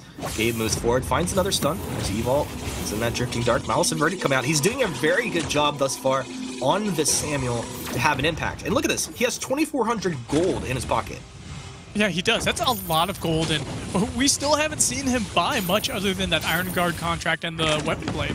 And he's getting lit up, Truth of the Tooth, but Pawn's there. Pawn's onto Joseph, smites him down into the dirt. Joseph's going to respawn with that short respawn timer. Pawn, he wants Old School. He's on Old School. Look at the weakness stacks. Does he have? No, he doesn't have the Spectral Smite. Evil catches him with the Verdict, but not the Malice. It's enough with the Corrupted Genius to find another kill, putting Rogue up 3-1 just about 5 minutes into this one. Oh my goodness. This is insanity. We have 3,000 gold in the pocket of Evil right now. What is he going to buy? But we still see him out here rotating around with Pawn the Original. They're just keeping us in so much suspense. He picks up that Fountain of Renewal. It's official now. We have the Captain Samuel. I am fascinated with how this is going to play out, Humanist. I am fascinated as well. I'm really excited to see a bit of innovation in here. An innovation coming out against the #1 team in North America. You know, it's one thing when you come in as like a top squad against someone who you think is not quite as good as you. It's another thing to come out and do it in Game 3 of the finals against the best team in North American Vainglory. Yeah, we've seen TSM have Captain Koshka, Captain Cruel. We've seen so much innovation from Weapon Pedal coming out of C9, as well as the Sky Captain as well. But this is definitely one to mark down in the history books. Captain Samuel with the Fountain of Renewal, working towards who knows what else. I mean, if you go back like over a year ago, we saw, you know, a few players doing it occasionally. Mowgli was one of the guys that did it, I think, more than most. It has its own merits. It's very interesting. It allows them to siege, and it allows you to kind of poke and be annoying from range, but also the Oblivion is just so incredibly strong. Yeah, and back then, I don't know if we had Echo back then when we saw Mowgli doing that. No, we did not. No, so it's going to be an even more fascinating dynamic, and this gold miner looks like he's going to be going down. What I really like is the fact that Evil's actually picked up Reflex and will most likely be building into a Crucible right off the bat. So, yeah, I mean, they've got this pick, but he's itemizing properly for this game. There's the Crucible. Yeah, he just picked up for it, so that's going to allow him to be tankier. And we know that Samuel is not a tanky character. He's usually on the back line, kiting around the fights, using his Drifting Dark and Malice and Verdict to give it that extra range with those empowered attacks. So for him to be sitting on the back line as his captain, zoning people out with Oblivions and Drifting Darks, it's a very interesting situation we have here.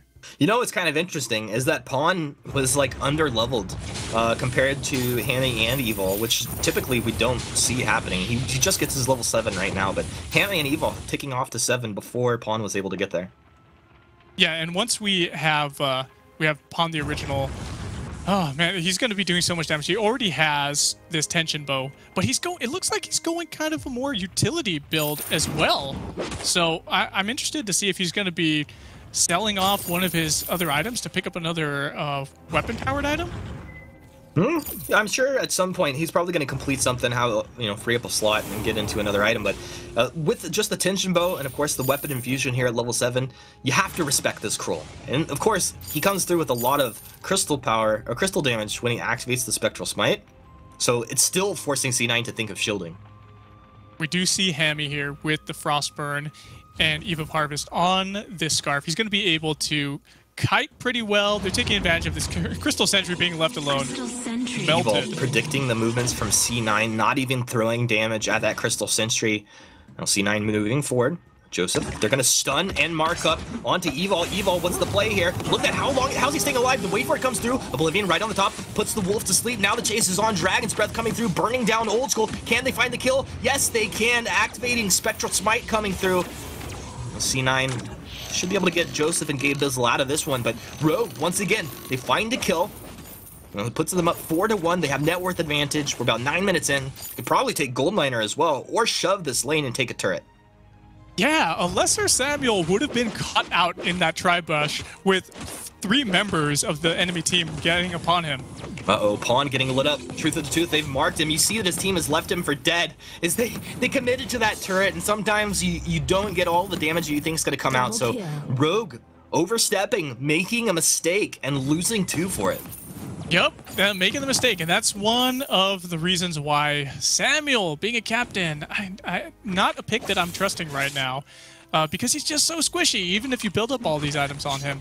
This gold miner looks like he's going to be heading over to the side of C9. So Evil had he bought a crystal bit. I noticed it a little while back. He has since sold the crystal bit. Now he's picked up a battery, right? So he's moving what should be most likely into an Echo. For me, that's the big power spike for this team. Yeah, then he's going to be able to do exactly what we've been talking about, getting those Oblivions off, double Oblivions, getting those Drifting Darks to zone out the enemy team. D9 has a bit of a power spike too. They got Breaking Point here on Old School. He's going to be able to ramp up his damage really well during these team fights. And they haven't been too elongated, but once we get later in the game, he's going to be doing some serious damage. Yeah, I think it's a really smart build. Just Poison Shiv, Breaking Point. So Pawn wants to jump in here. He's immediately going to get Mortal Wounds applied and just allow that Breaking Point to start stacking up. And Pawn has completed a Shiver Steel for himself, and it's not an item we see all the time, but I like it here. I like it here too, and I've actually seen him play this Shiver Steel Cruel, and it's something to be admired and reckoned with. Evil.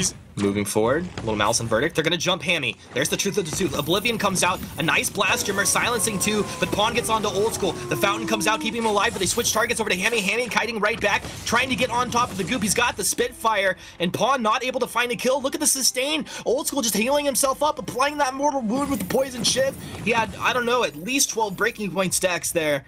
And C9 taking a very convincing fight. Very convincing fight from C9. They stuck together, and despite this off-meta pick from Evil and the Pawn the Original's Cruel, this Shiver Steel Cruel, this turret's going down, man. Yep, it's done. Sean, how do Rogue respond here? I mean, the last couple fights have definitely gone the way of C9. Do Rogue have to switch something up here? Yeah, they just picked up that Echo for Evil. He's going to be able to drop down those double Oblivions. So that's going to help them out too. But I feel like Pawn the Original's got to be more on the front line. He needs to focus down Old School. I feel like that last team fight, everybody was just clumped together. So they didn't have the back line. Hammy got deleted too quickly. And what's happening here?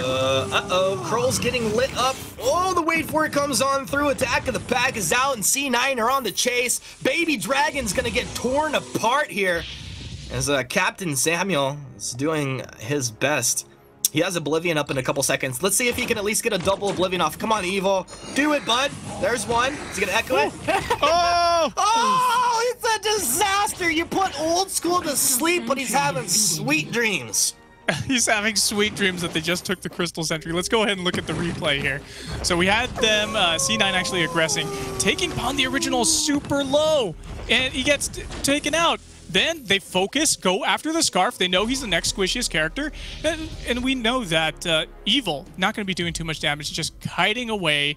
C9 rotating together, getting that burst movement speed. And he goes down, only putting one person to sleep. Ace. That feels so bad, man. Like when you get an Echo out and you have this special little Echo composition with a big ultimate that you want to play out, and you're at the end of a fight waiting for a cooldown, you barely get off your double ultimate, and it's just completely useless. Oh, I don't think it gets much worse than that. Now he's going to have a longer cooldown to wait to get those double Oblivions up again. That is so troll. You just trolled yourself, Evil. It's so bad. It's 30 seconds for the Oblivion, and then we got the 54 seconds until the Echo is up again. And so the item's pretty much completely useless at this point.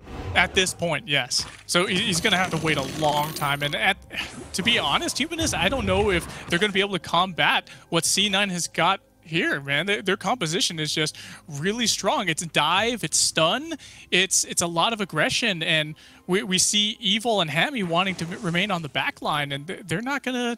C9's not gonna have any of it. No, they're not. And you know, really, Rogue just can't afford to let Pawn get caught out like he was in the last fight either.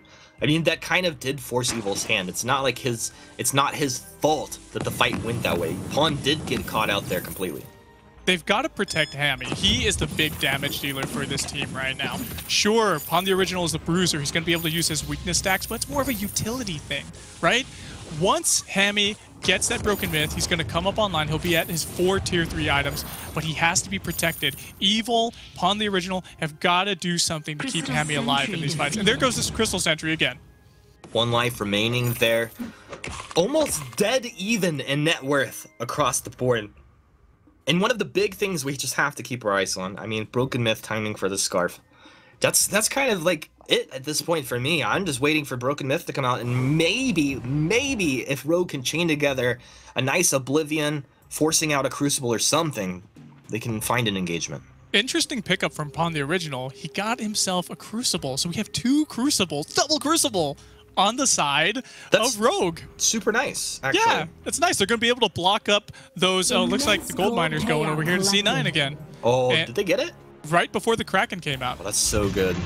So nice. Such efficiency out of C9 and super clean play. I mean, but the double Crucible on the side of Rogue means the Echo on the Blast Trimmer, maybe they could block off both of those.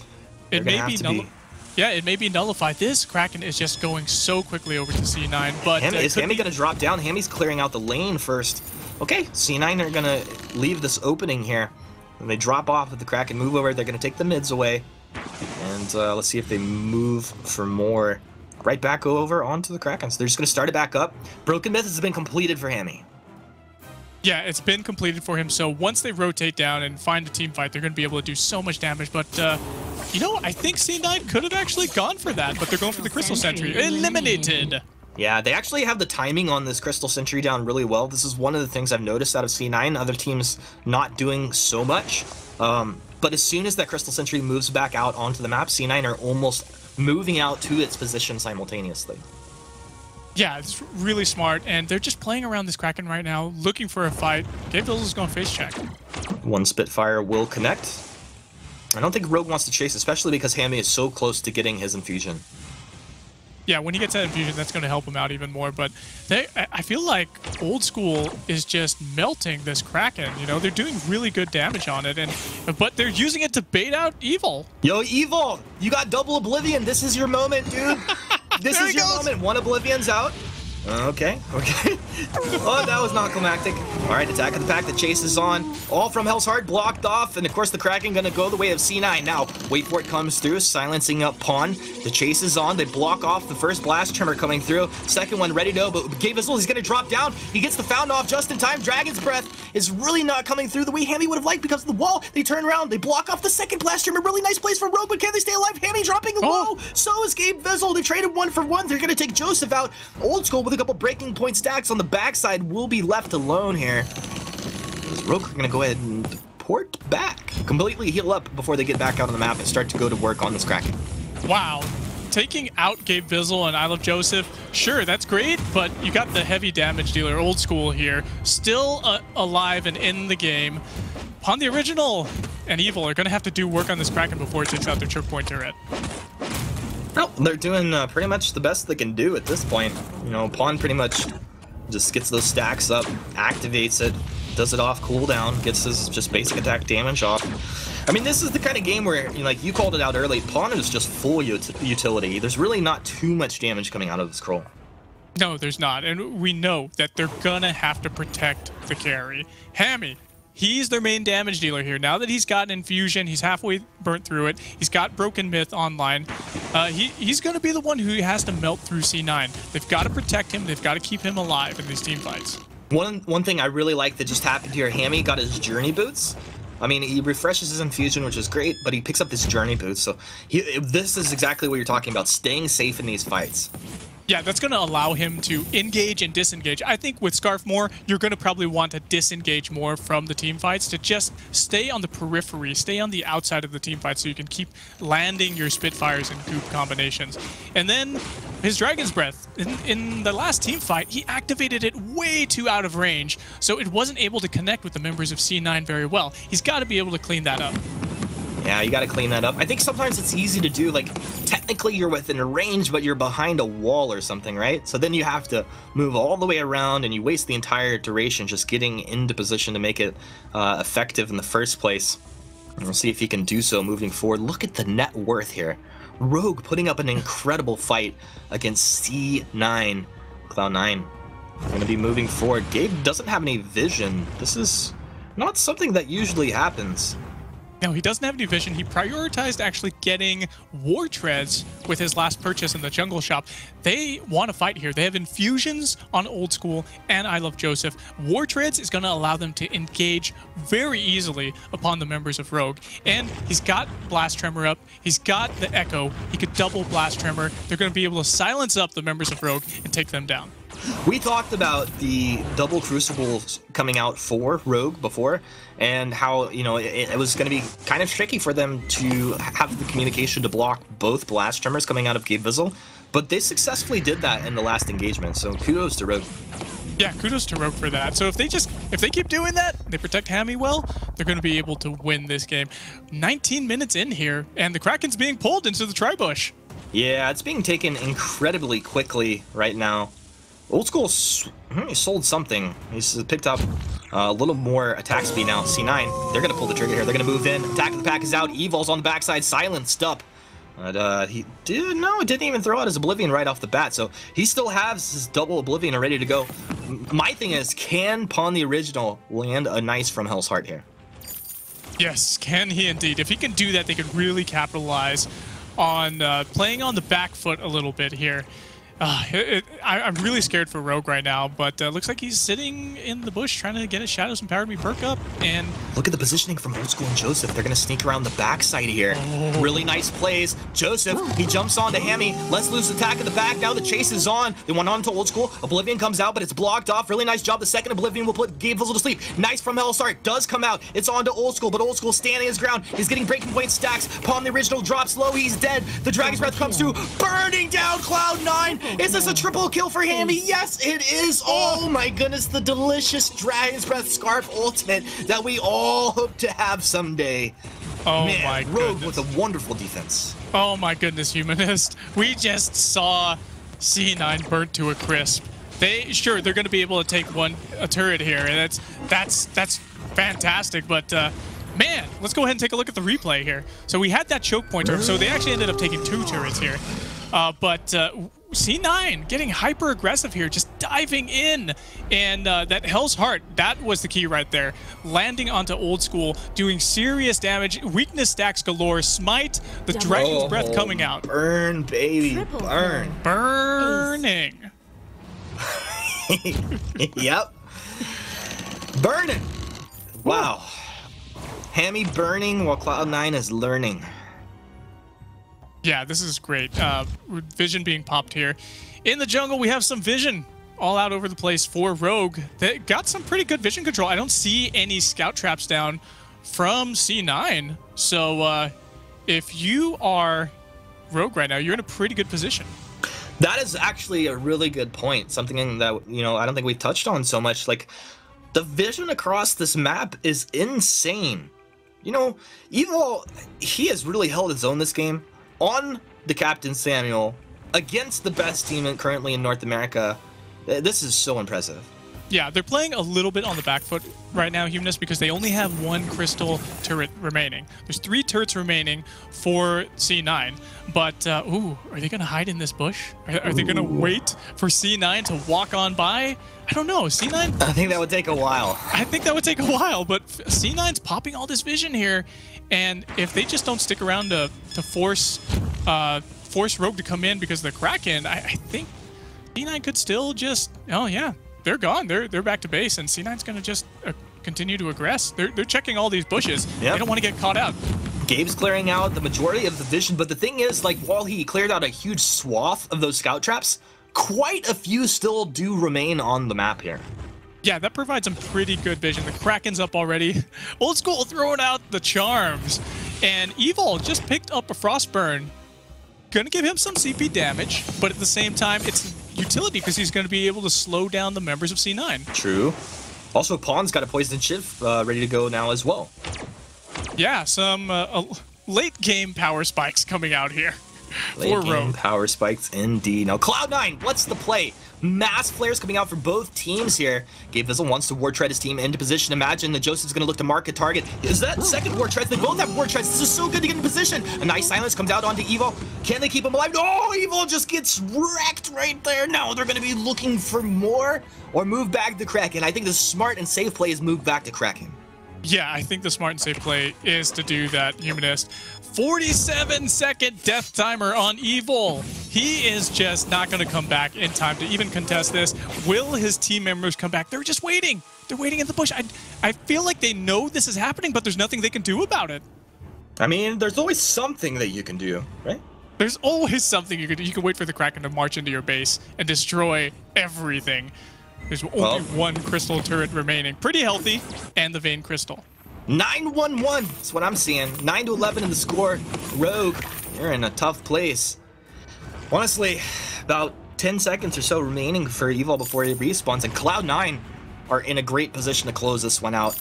Hammy and Pawn are going to have to play like absolute legends here.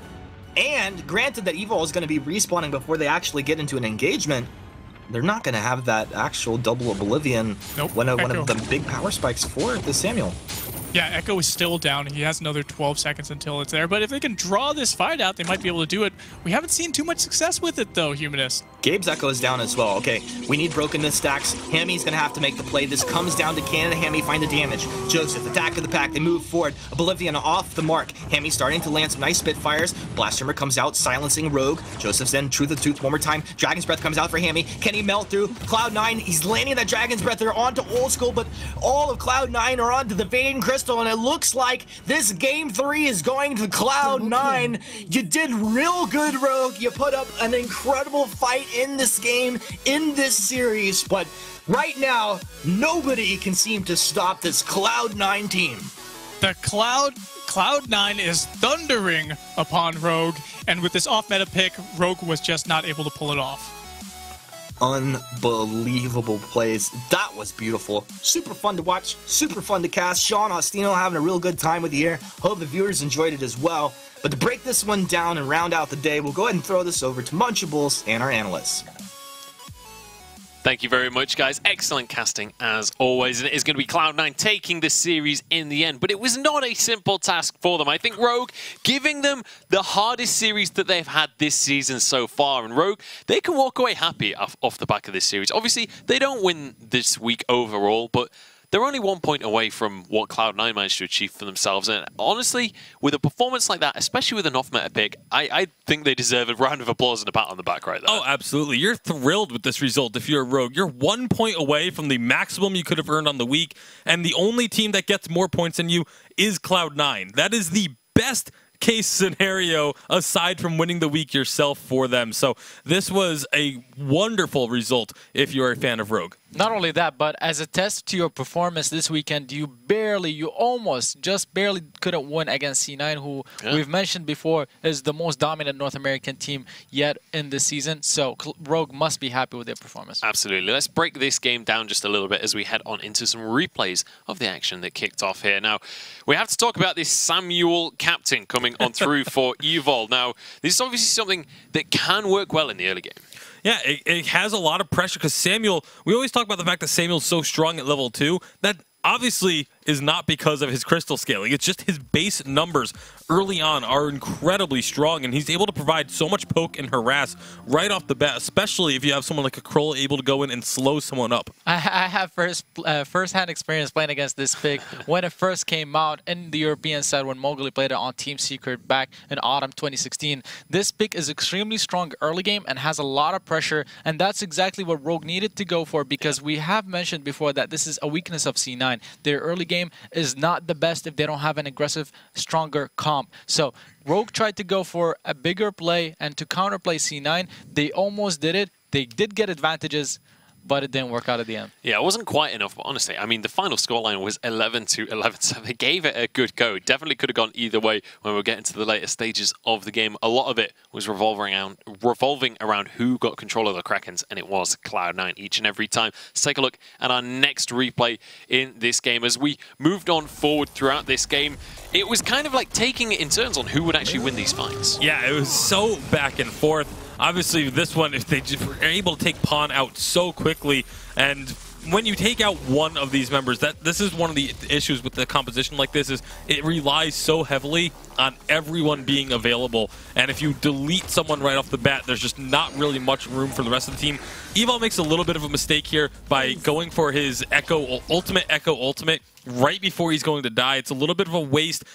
Because you then have Echo on such a long cooldown when you're giving up the death no matter what. So a little bit of waste there, but I understand you're trying to do whatever you can to survive, but you know, just one of those small mistakes. Maybe unnecessary. That one specific mistake didn't punish them too much off the back of it, but this next replay, honestly the highlight of the game for me. This was an absolutely incredible ultimate coming out and from it was Hammy. C9 trying to catch off Rogue off guard. They're going in for the normal dive, they go for going really aggressive, trying to get on the backline and killing Scarf, but it doesn't work out very well for them. They don't get a kill fast, they end up taking down Cruel, but at this point Scarf has already stacked his Broken Myth. He uses his ultimate and he just cleans up because Catherine, his Merciless Pursuit, was also on cooldown, so they couldn't stun him out of his ultimate. Gabe Bizzle couldn't do that, so the Scarf ends up cleaning that team fight. And honestly, if they could have replicated that once more during this game, they may well have actually taken this on. And you could see there was that moment after that fight where they considered actually trying to base race the Kraken. They realized that wasn't going to happen. But this next replay is kind of how things unraveled for Rogue. It's kind of a series of events that led to their defeat. Yeah, and this is another one where you have Evol on the front lines just getting focused down. The rest of the team isn't even really trying to, poke or harass or do anything there because they really couldn't. They weren't in a position to do so. They knew that they had to try and kite the fight away. It just doesn't work out. And again, one member goes down early, the entire composition falls apart. And again, after the Kraken was taken by C9, they push into the Rogue base. They try to fight it out a little bit, but they ignore Rogue and they just go for the objectives, killing out the turret and the Vein Crystal. It's a very smart move, especially since you're so close to ending. You don't have to choose to fight them. You just make them choose to either focus you or the Kraken, and whoever they choose, you're still going to win it. And for this matchup, we talked about going into it, the captain play between Evol and Gabe Bizzle. We talked about this pretty much whenever there's a Cloud9 game and a strong captain on either side. Both of these captains did so good with their reflex blocks. I mean, there was Catherine Silences throughout this entire series were very rarely connecting. Those Oblivions were pretty much only hitting the Fortress Wolves throughout this game. So both of these players, Gabe Vizzle and Evol, phenomenal work. Yeah, I mean, all 6 of these players in this series had played absolutely phenomenally there. But we do have an interview with the manager from Cloud9. Ian is going to be joining us once again. So welcome to the stream, Ian, and congratulations on your fantastic victory here today. I appreciate it. Thank you. So how are you feeling off the back of this one? Obviously, Rogue, they've actually given you a run for your money here. It was a 2-1, a very close series as well. What is it that Rogue has brought to the table here that other teams haven't been able to? They've honestly, you can just tell. Look at their games these last 2 weeks. They did their work in the offseason, and both of our series were really close. It's just nice to see how SCMC has balanced the game. And anything is possible with any hero and any build. And there's a lot of microplay that's going on with builds and focusing that's happening in the games. And it's just great to see how the games unfold. Yeah, absolutely. And I have a question about Cloud9 as well. Obviously, we saw Gabe Vizzle was talking about how they're liking to play things that they really enjoy playing and wanting to have fun with the game. And obviously, you guys are on a tremendous spree right now. What is it that Cloud9 has that other teams don't necessarily right now? What is it that makes you guys so good?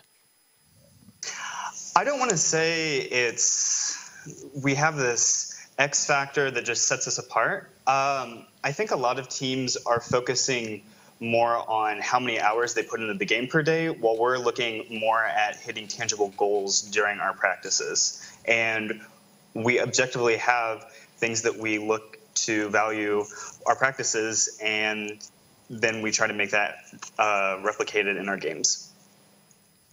Now, I want to actually go back to the series against Tribe with the pedal pick. You know, this is a pick that a lot of people have been talking about. Yeah, you guys ran it, and then Tribe ran it and beat you guys with it, and then you guys were able to take it down. Is this something that you guys were intentionally planning just to try and, you know, get other teams running it so you can experience playing against it at the highest level type sort of deal? I mean, right now we're actively trying to innovate the meta. And it's nice to see other people also playing these things. So yeah, it's not something that we were completely unaware of that people would try to do. And it is really nice to see it at the highest levels of competition to really get that stress factor on whether or not we can really play with it.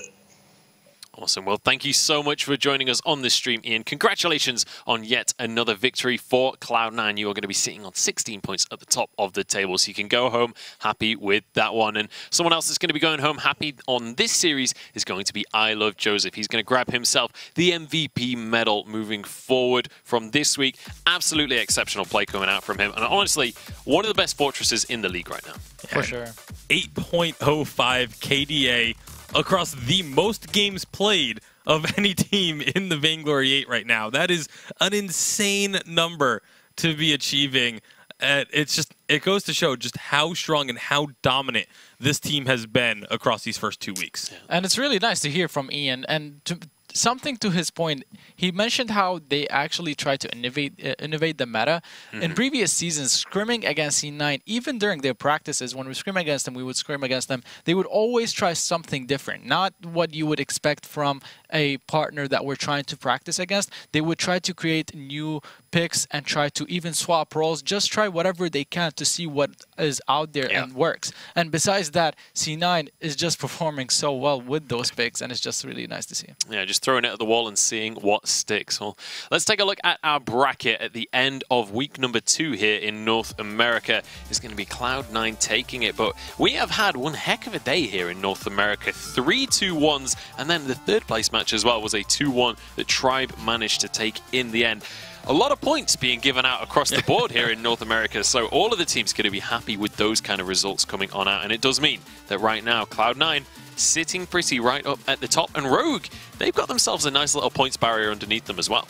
Yeah, having that 4-point buffer, but then I love seeing things like 6-5-5-5 in the standings. It is so exciting to see so many teams just clumped up together, because it just emphasizes how important every single point in the Vainglory 8 is. It definitely does. And with 5 weeks remaining in the season, you can have anything happening. You really cannot expect what will happen and who's going to end up at that second or first seed. Absolutely. Still plenty of points up for grabs. Let's take another look at our European bracket and see what happened earlier on today. Bacon, do you want to run me through kind of what was happening over in Europe? Yeah, it was definitely a little bit more lopsided in terms of the series totals. G2 Esports going to be going all the way to the final after taking down Salted Potatoes, but then it was SK Gaming once again proving their dominance in the European region and going to be walking away from week 2 with 16 points for themselves. Yeah, and it's very interesting to see, like Tasty Bacon mentioned earlier, it's the same team for both regions, winning the first week and now the second week, and it's just repeated dominance from SK and Cloud9.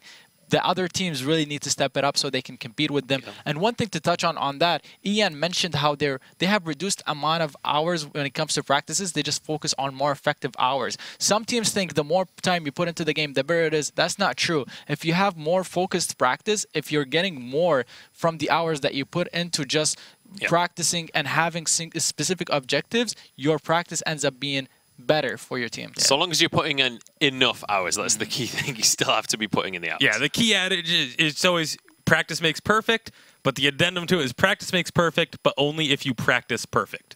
All right, well, that is going to be just about it from us here. I want to get your final thoughts, gentlemen, on the weekend for both North America and Europe, because this has been one heck of a week too. Yeah, absolutely incredible matches across the board.